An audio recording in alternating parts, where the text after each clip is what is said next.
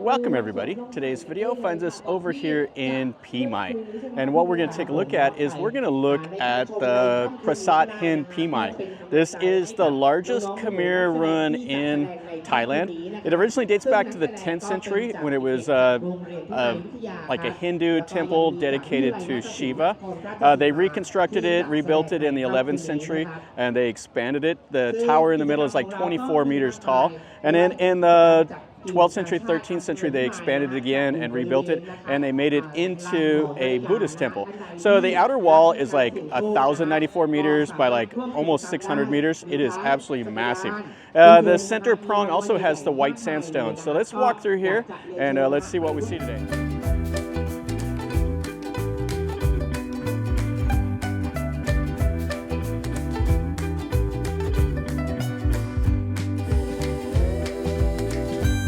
Over here is we have the tickets. They're going to do the light show for the Phimai. So normally this is 200 baht. Last year was 100 baht. This year it's 200. It's went up in price, but it's free during this Phimai light show. So we're going to go into here. So we're going to see everything. It has bathrooms, has all that. And what's cool is I was wanting to see these because I went to the actual temple where these here were found.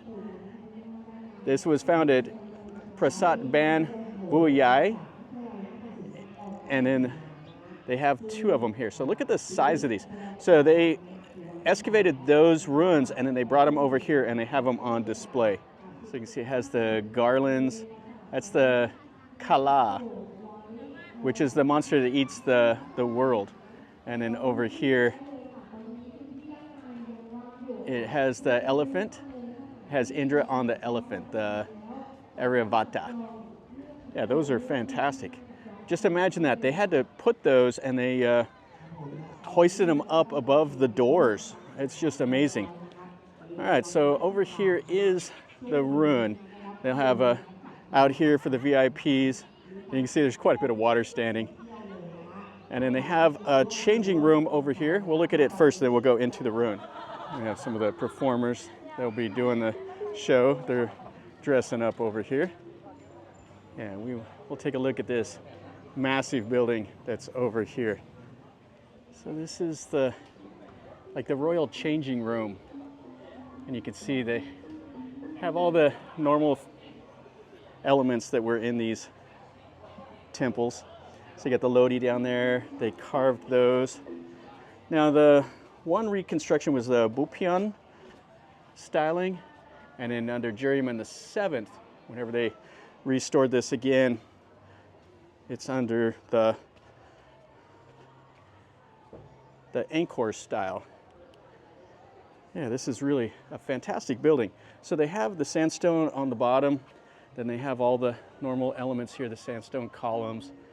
You see all of that, and it's just colossal. You see the windows here. They would have had those columns in them also, but they're gone. Yeah, so they quarried a lot of this in Sai Khao, and then they would have floated it over here. What a colossal task to do these. The Khmer, you could say a lot, they were some hard-working people. So these might not have had the little columns in the windows. I don't see any holes in the bottom. But you can see where they chiseled, they styled all around the base there. And this would have been quite a bit higher than it is now. And you can see the holes that they drilled. So they drilled these holes so they could move those stones around. And this looks out at the outer wall. And oh, that's a fantastic old Chevy. Oh, I'd like to look at that. That's in somebody's house over there. We got a guy hanging out over here. All right, let's go into the ruin. You can see some more of the stone carvings there. Look at these little figures down here. Oh, that's really, really something else. Those are carved into like little octagons. Yeah, so those walls there were probably at least like 2 stories tall. It would have been a huge cavernous center part, and they carved all the sandstone here. Really amazing.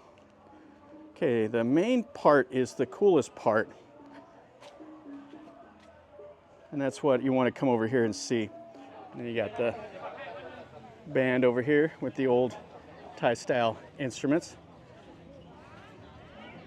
Now to go across the little Naga bridge, you can see just the top of the prong in there. So you can see the Khmer lions here. You can see where they've restored it. See the lines right there. And then you'll have the Naga bridge. Now in Buddhism and Hindu mythology, the Naga bridge connects the heaven to the earthly realm. And then they carved these here. They carved everything all around.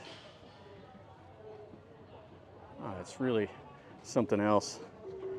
And then you see how they did it over here with those columns. That's more of the new styling, the latter, like the 13th century. You see that when you go to Angkor Wat and all of those in Cambodia. They'll have these little elevated bridges like this with the Naga. I just absolutely love it. And then you see they have the nice garden out here. And right here, this is the Gopura. Now they call this the campaign cow. This is the outer wall right here. And then the Gopura is a crucifix-shaped structure. It has the lintels over the top. And this was where you enter the divine realm right here. And then look at the size of these sandstone blocks here. So they cut them into little cubes and then they stacked them up and then they carved those up there. And you can see the dancing asparas, I think is what those are there. And then you have some more stone carvings. And you have more stuff that was here. These holes would have had other parts of the structure. Sometimes they would have had like flag poles, like at Phonom Rung. But here, I'm not sure what they used them for. And then this is inside of the Gopura. And you see the faux windows over here with those little columns. They're not the faux ones, they got the, you can actually see a little bit of light. Some of them will have the bricks, and then they'll have just the columns on the outside. And all of this would have been plastered over and painted. If you go to Angkor, you can still see the plaster and the original paint that's inside of it. But how cool is that? And so they've added this wooden bridge here since I was last time. And then you can see over there, see how that doorway is kind of a kilter? It's kind of settled down. So they started restoring this, I think, in 1964. And they restored it till like 1971, something like that. Took them quite a bit to restore what you see now. Because this was all abandoned after the Khmer retreated out of Thailand. And you see the cross beams right there. Oh, this is fantastic. And then check that out. See the carvings up there? Oh, that's awesome. Yeah, so you can see they carved and they notched those at a 45. Those window seals are quite an interesting piece of stone. And then they chiseled all the floral pattern in there and up above. And that sandstone is flaked off, so a lot of those carvings are gone forever. And you can see they had the columns, so there would have been more of the structure here because it would have been shaped like a crucifix. So like a big giant plus sign. And so this structure is missing. And then in here, they have the little ponds and stuff for the ceremonies. And then we'll have the wall for the inner sanctuary. You can see here all the carvings all the way around here. So like I told you that the wall is over 1 kilometer by almost 600 meters. And they used the laterite stones for that. This would have been ponds, so there would have been water in this one and in this one over here. And it's carved and everything else. So here was the inner sanctuary. So they call this the gallery. This would have been a huge rectangular building, and it would have been covered like this. You see with a corbelled arch. And then it would have had those little bullet-looking things that are supposed to be like an unopened lotus flower. And they went right down the middle. And then check this out. We have another lintel here. Just amazing to think they were carving these, you know, 1100, 1200, something like that. Okay, so let's go into the middle here. Let's see the archways here. So they put this scaffolding to keep it from collapsing down, because that arch is only on half. They don't have it on the other side. You can see where the carvings are all around there. Oh, just the amount of manpower to do these. So they call Phimai the Angkor of Thailand. It is the largest Khmer ruin here in the country. And we're almost into the center part now. This is so cool. The white sandstone is really brilliant. So I'm not sure what these big stones, or these big holes are carved in the sandstone for, but we have a couple different towers that were built at different times. They found a stone inscription here dated to 1107 that is now in the Phimai Museum. And I've actually never been into the Phimai Museum. I've been to Phimai dozens of times, but I never get over here while the museum is open. It's open Wednesdays to Sunday until 4 o'clock, from like 8 to 4. So right here to the left when you first come in, this is the Prang Hin Dang. It was built in the 12th century, and they found a Shiva Linga. You can see the pedestal inside of there. And that was what the Hindu deity that was inside of here. And the outside of this prong is not in very good shape at all. But we have a couple other structures, and then the center one. Let's look at the one on the right now. This is the one that has an important image inside. And this one here is the Prong Brahmatat. Now inside of this, they found a seated image that they believe is King Buriram VII. That's what some people speculate. And it's made out of the laterite stone with some of the sandstone down in the pedestal. You can see what's left. The sandstone is in such terrible shape.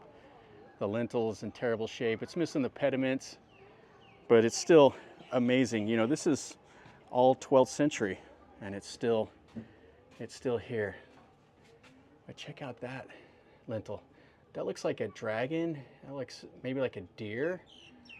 And I don't know if that's like a dog or a pig.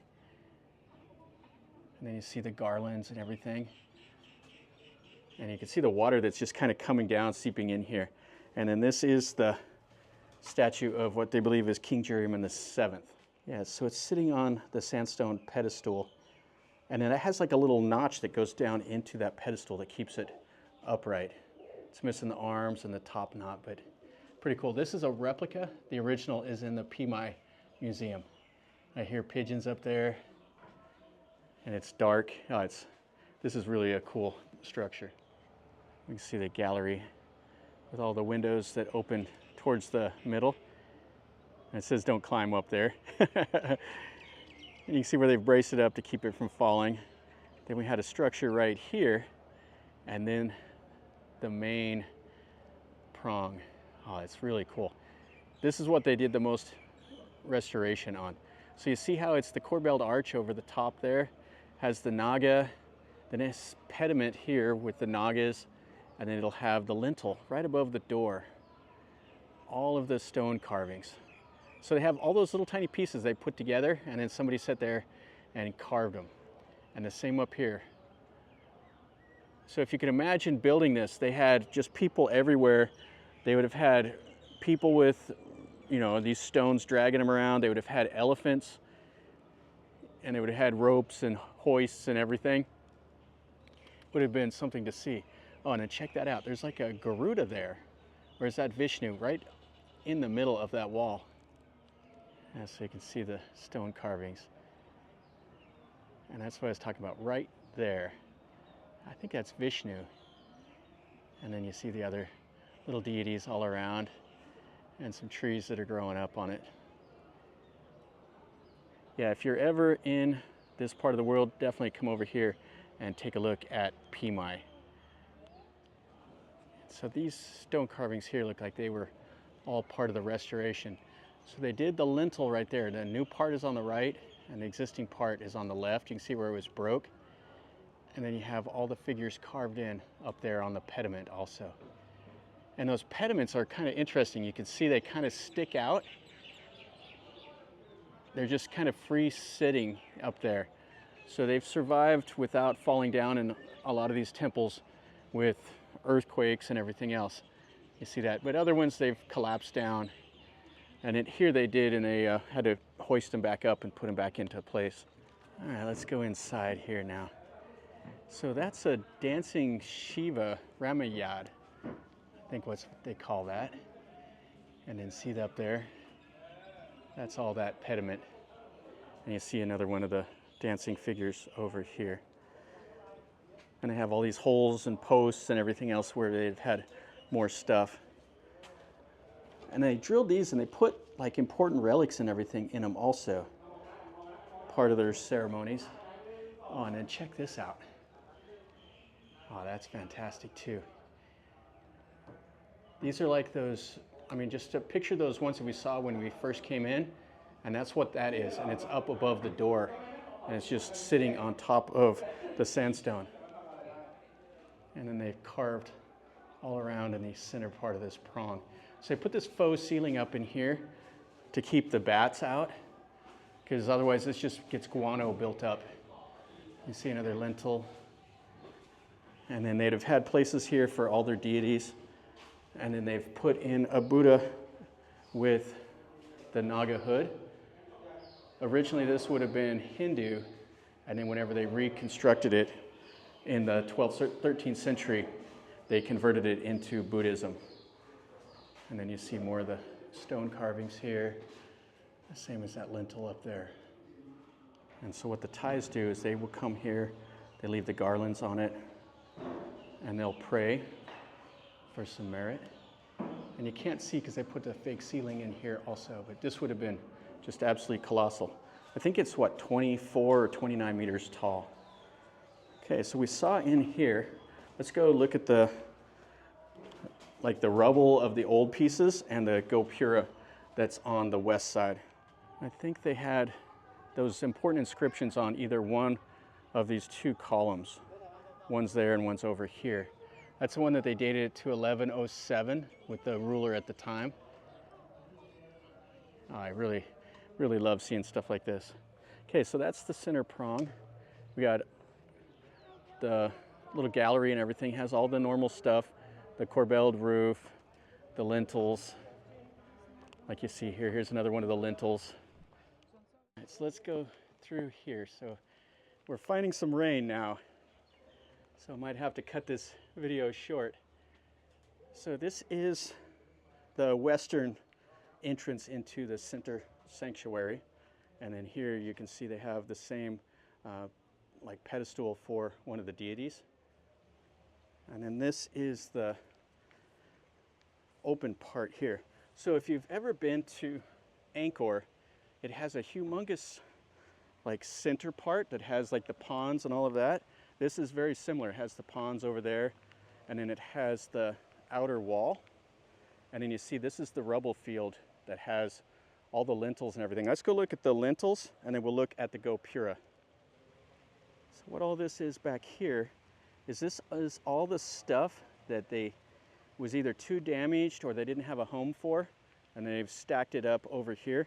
So they labeled them all, and then they put them over here, and then they had to make like a new piece to go where these were if they couldn't put these up.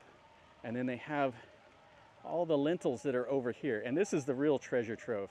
So they have at least a dozen of these lintels that are over here that were found here. You can see that's the Vishnu, and that's that monster that eats the world with the little garlands. And they have them over here, kind of where they can preserve them. And some more here. Oh, they're just amazing. Now, I've seen them carving these at the modern temples. So this is the same one right here. So that's the Vishnu on that Yala and the other figures. at that humongous temple that they're making. Oh, this is the exact same one. It's in way, way worse shape though. But that humongous temple that they're making in Buriram, I've seen the stonemasons sitting there and chiseling these and carving them. So if you can imagine a guy 1,000 years ago sitting here with a hammer and a chisel, he has this picture in his mind of what he's going to do, and he sits here for a month or more carving this out, and that is the final result. You can see the dancing figures here, and they're standing on something. It's like a rope almost. Oh, I love this. And then you have all the pediments, or the pedestals for all of the deities over here, and then some more of the lintels that are in much worse shape just sitting over here. And you see the Aspara dancer, or the dancing Shiva. Not sure which one it is. But just check out how frail this is, and these are all 3D. It's just beyond comprehension. I just love it. I mean, you go to Europe and you see like the statues that they carved that are just amazingly beautiful. These are so much different, but they're amazing in the way that they were made. I mean, I have no ability to do any of that stuff, so whenever I see, you know, real craftsmen and I see what they can do, it just blows me away. And then this is the Gopura here. It's the one on the west side. So you see this right here? This is about the size of 3 footballs, and it's made out of stone, and it would have been put at the very peak of the little corbelled arch around the gallery. And we can see more of these humongous sandstone pieces that they put here. And they're just, they're missing the top, and they're missing the part of the crucifix building here.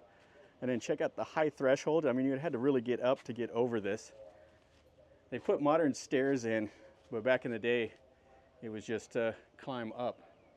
And you can see those columns right there.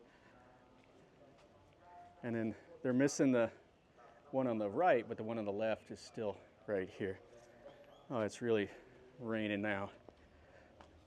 I think last year when I came, it rained on me. So hopefully it'll stop here in a little bit.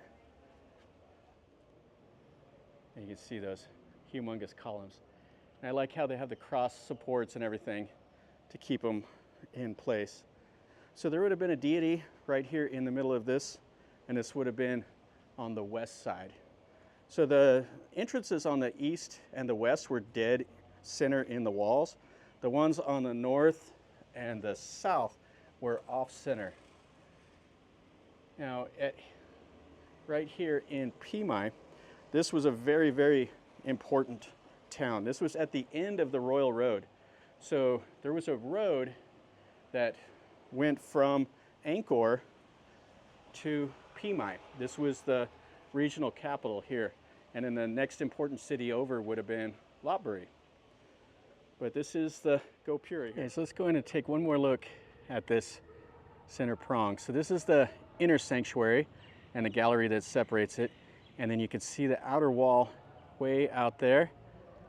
And then you see the western Gopura. It was like 564 meters across that way. And then it's like 1,090 meters across from east to west. It's a humongous rectangle. And there's ponds and stuff like that inside. Outside there are ponds also. There would have been houses all around here. This place would have been really something to see. The houses were all made out of wood, so they're gone now, but the religious structures were made out of stone, so they're still here. And we can see more of these humongous sandstone pieces that they put here. And they're just, they're missing the top, and they're missing the part of the crucifix building here. And then check out the high threshold. I mean, you had to really get up to get over this. They put modern stairs in, but back in the day, it was just climb up. And you can see those columns right there. And then they're missing the one on the right, but the one on the left is still right here. Oh, it's really raining now. I think last year when I came, It rained on me. So hopefully it'll stop here in a little bit. And you can see those humongous columns. And I like how they have the cross supports and everything to keep them in place. So there would have been a deity right here in the middle of this, and this would have been on the west side. So the entrances on the east and the west were dead center in the walls. The ones on the north and the south were off center. Now, right here in Phimai, this was a very, very important town. This was at the end of the Royal Road. So there was a road that went from Angkor to Phimai. This was the regional capital here. And then the next important city over would have been Lopburi. But this is the Gopura here. You can see out there, there's a modern temple, quite a bit different than what we were just looking at. And then this is Phimai. This is the little town.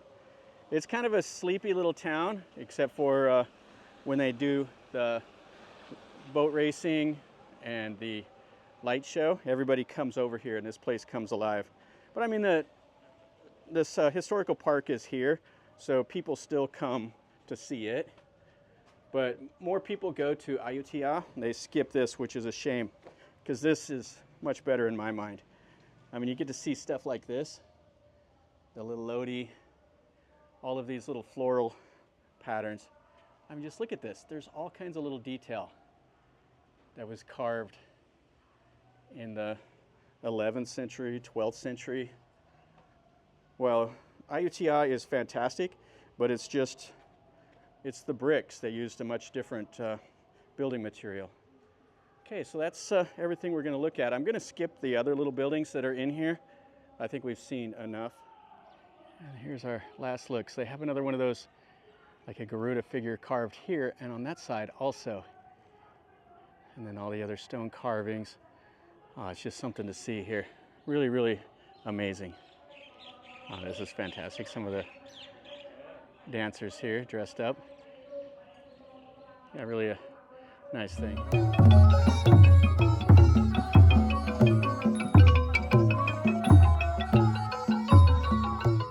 Well, that'll finish up a video over here in this soggy, rainy Phimai.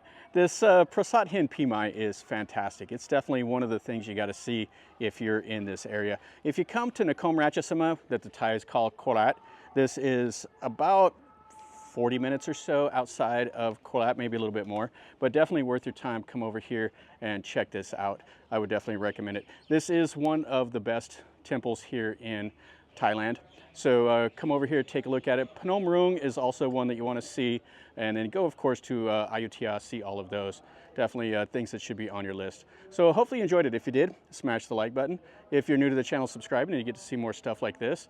And if you've been here, have any questions or comments, let me know down below. And until next time, from over here in Phimai, remember, life is a journey. So until next time, enjoy.